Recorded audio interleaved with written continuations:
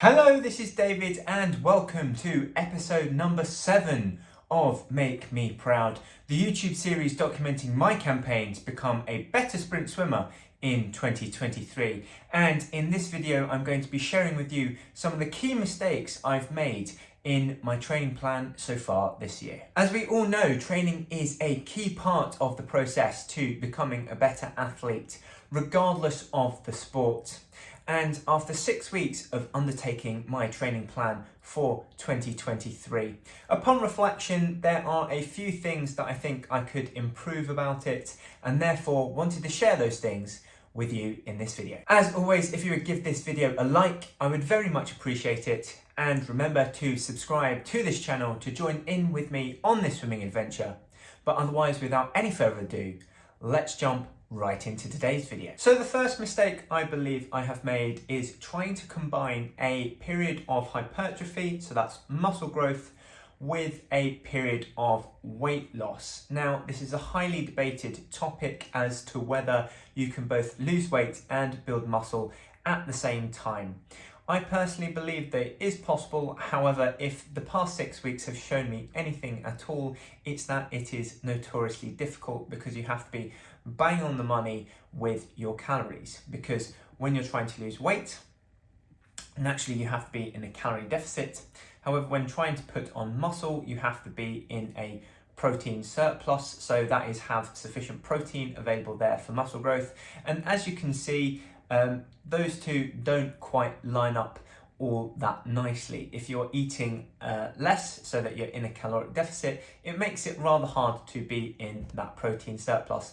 And similarly, at the same time, being in a calorie deficit also makes you a little bit more fatigued, making training a little bit harder, making it difficult to push yourself above and beyond and stimulate your muscles sufficiently in order to achieve that muscle growth. So therefore, I think in the future, combining weight loss with a period of strength would be a lot more easier thing to do, because with strength, as I understand it, it's more about developing a stronger mind-muscle connection, neuromuscular connection in that sense, and therefore it's not so much about putting on extra weight in the form of muscle mass, but more getting a better connection between the muscles that are already there, and therefore being in a calorie deficit is not so much of an issue in that regard, or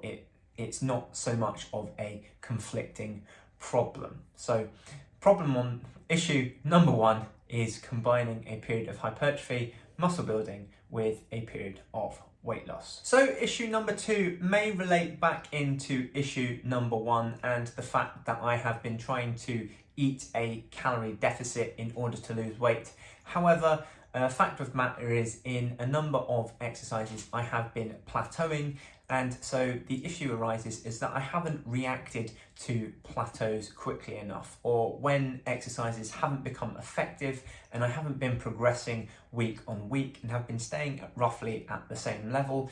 For example, with my dumbbell curl, on the 10th of January, I managed to achieve 31 reps across 3 different sets, and I was unable to break that performance until about a month later. So on the 6th of February, I managed to achieve 33 reps across 3 sets. Now that's taken approximately 4 weeks or so, so almost 8 training sessions there to actually break through it, which is quite a long plateau and something that I should have reacted to a whole lot sooner.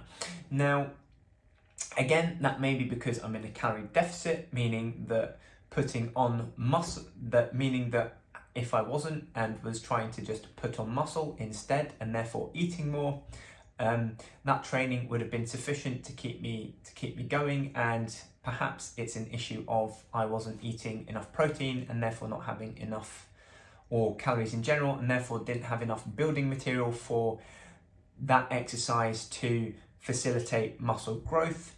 However, I have been progressing in other exercises reasonably well, and therefore needed to react quicker to plateaus and come up with a plan as to how I was going to push through them and beyond. So issue number 2 is not reacting quickly enough to plateaus. Finally, issue number 3, or one that I think is an issue, is putting in too many training sessions. Now, at current, as you will know, my training plan is to conduct 10 sessions a week, so that's 6 swims and 4 gyms in a week for 3 out of 4 weeks, and then in the 4th week I have a deload period where I half that amount, so 3 swims and 2 gyms, just to give my body an opportunity to recover. However, I still think that this may have been a little bit too much by way of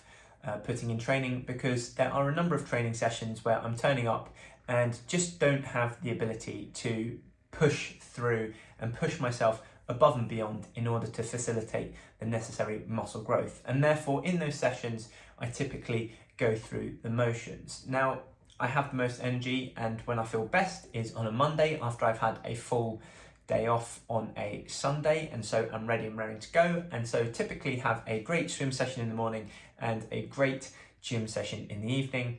However, then come Tuesday, the following day, I feel very knackered and I'm very much going through the motions, not being able to push into above 100%, and therefore challenging myself and creating a scenario where I'm sufficiently stimulating my muscles in order to achieve growth. So I think toning down the amount of training that I'm doing a little bit, perhaps back to a level that my body can actually deal with on a regular basis. So perhaps 8, because at the start of the year I identified that 5 was probably not enough to be going. So maybe I need to come up at the halfway point of 7 or 8 training sessions a week to ensure that during each training session I'm able to push myself and go above and beyond each time, therefore facilitating the growth, and therefore not having any junk training sessions where ultimately the best that I'm getting out of it is burning calories, and at worst I may just be fatiguing myself for the next session, meaning that I'm unable to bring my best for next time. So maybe a rejig there of the number of training sessions that I do in a week, because ultimately training is a trade-off between volume and intensity. So if you train a lot, then you can't train as hard, but if you train hard, then you can't train as much. And so maybe I need to revisit here with regards to my expectations around intensity and volume to ensure that during each session I bring full intensity, but maybe dropping the volume back down to levels where I can do that on a consistent basis. So that is it for this video, and if you've enjoyed it, just a reminder to hit the like button, and similarly to subscribe to my channel for many more swimming adventures.